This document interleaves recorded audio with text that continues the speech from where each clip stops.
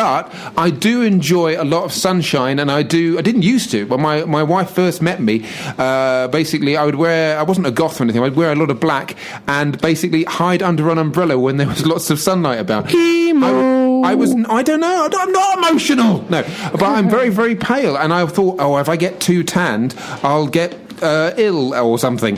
Anyway, so that's how it is with summer for some people. But I do know that people do like a little bit of posh, with it comes to guests. Careful, Connor. And basically, I think we do have, and we've just rushed her in now. She just came in her gold-plated limo, I think it was. We got it especially, mainly because she's really nice. And here she is now. Tish, hello. Oh, sorry. Should I not call you? How are your summer plans? And am I addressing you correctly? No, you're not. Sorry. Try again. Yeah, the Honourable Tish Tushington. Thank you. Been practicing. Thank you. Good afternoon, Elliot. How are you? Yes. Mm. And it wasn't a limo, as you well know. It's a Range Rover. Yeah, yes, it is we arranged lots of things, and well, actually, I'm rather excited about summer because I'm going to. I'm not doing very. I'm probably going to go to Cornwall. What are you doing? Well, I'm jolly excited about summer. Actually, I've got some quite splendid plans, actually, and this summer I'm going glamping. Sorry, glamping. So you mean camping? No, Elliot, I mean glamping. I know what I said. No, well, so what I'm hearing is I'm hearing glamping. I mean, I don't know what is that? 5-star camping? I mean, is it like I don't even know what it is. I mean, I'd like to give it a bit of a positive write-up, but I don't know what you're talking about. No, Elliot, glamping's quite different from camping. Well, first of all, there's the cost, quite prohibitive for most people, thank goodness. Then, of course, there are the staff accommodation facilities to consider, which are more than adequate for Perkins, my butler, and Mrs. Perkins, or Cookie, as we fondly call her back home in Booby Dingle, and of course Sebastian, our new head groom. He's Italian, you know. Oh, yeah. 28. I see. And rather a keen rugger player. I'm not heard that before. I believe. Yes. So are you taking your horses with you on holiday? Sadly not. No. They'll be staying in Booby Dingle with the Brigadier, who unfortunately is unable to join us due to a rather heavy luncheon diary. Oh well, such is life. Well, but you're taking your head groom then? Yes, of course, Elliot. I really didn't see why poor Sebastian should miss out on an opportunity to bond with his new employer and fellow staff members, of course, and more importantly, to understand the full extent of his duties. Moving on. So, Tish, I'm sure our listeners would love to know the difference between camping and glamping. Have you ever been camping, Elliot? I must say, you do have the look about you of someone that frequents campsites. Oh. In fact, were you camping last night? No, I've been wearing these clothes for about 3 days. I'm sorry. You know, on a campsite, when you wake up in the morning and you have to queue to carry out your morning ablutions, well, there's none of that in glamping. Good Lord, no. Yeah. One just gets one's staff to make sure one's private shower has been set to the right temperature, finish one's cup of Earl Grey in bed, and off one goes. It's all quite civilised. It's quite splendid.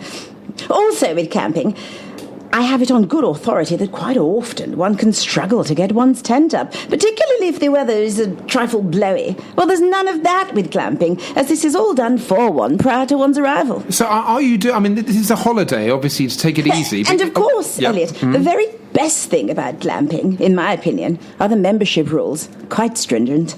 Sorts out the wheat from the chaff, one might say. So who is chaff or chuff? I mean, I don't. What do you mean? Elliot, I'm awfully sorry. Yes. But I really do have to shoot off. I'm taking Sebastian, my new head groom, shopping. Essentials for the weekend, you know. It's important that he looks the part. It's been lovely, as usual. One does so enjoy being on the wireless. I say, Elliot. Yes. Could I be frightfully cheeky and ask you to dedicate your next tune to a chum of mine in Booby Dingle? She's an avid listener. Right. Her name's Binky. Binky? Binky Farlington. Right. Binky, it's me. I'm on the radio. I'm on the wireless. Cheerio, then. Lovely to see you again, Elias. Cheerio. Right, OK, well, that's really, really good, and that's what she does. She does a bit of a glamping and everything. This next song goes out to Binky Farlington, and what we think of her. Snap! Sorry. I loathe that song with a passion. I'm sure it's lovely. And but what I do like about that song is it stopped. That's great. But outside, as you can see, that I was going to say that it's lovely and sunny and the sun was in the sky. Where else would it be? In the bit, it's a terrible newspaper.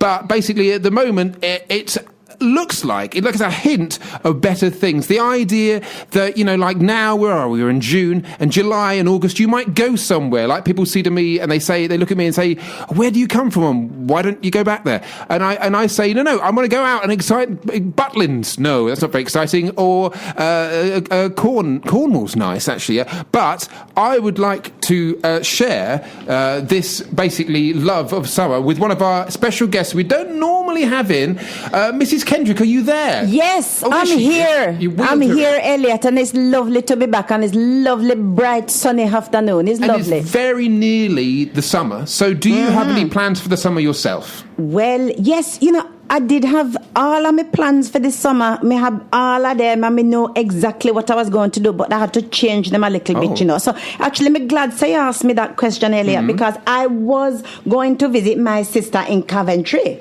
but I've had to change my plans because I am now going to spend this summer doing the job that Donald Trump should be doing. Oh, right. You're going to become president of the United States of America? No, not at all. Oh. I'm going to be highlighting global warming issues, especially as Donald Trump has decided to come out of the Paris climate thing. I don't really have the time to do it, but somebody's got to step in. It's a serious thing. It is. I mean, seriously, who knows what's going on? Elliot, yes. You don't see what's happening? No, I don't. You don't see what's going on with the weather? Yeah. 1 minute it's hot, then it's cold, then it's raining, then it's hot again. You hang out your washing, then you have to run and pick it up again, and by the time you get back in the house with the washing, the sun come out again. It's enough to drive you to open that third bottle of Guinness. Before you know it, people will be buying suntan lotion for Christmas present. Everything in the world changed up and gone mad. Wow, and what you're saying is you blame Donald Trump for not getting your washing dried. Is that what? Well, yes. Yeah. Oh. But Mrs. Kendrick, how can you? Hang on. How can you explain to our listeners exactly how you're going to fight global warming? Yes, that's why I'm here, Elliot. I'm going to explain to all of the listeners. Yes. Well, I am going to highlight the global warming things that have come to my attention. Right. Yeah. First of all, I want to get this standby light business on all the electrical appliances banned. What's standby lights? Yes. What if you ask me, you see this standby light business, it could be the end of civilization as we know it. I don't know what it is. Listen to me, Elliot. Yes.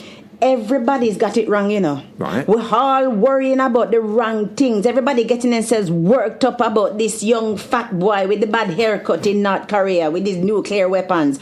Well, you see that boy? What's his name again? Kim Jong-un. Yeah, him. The one. Yes.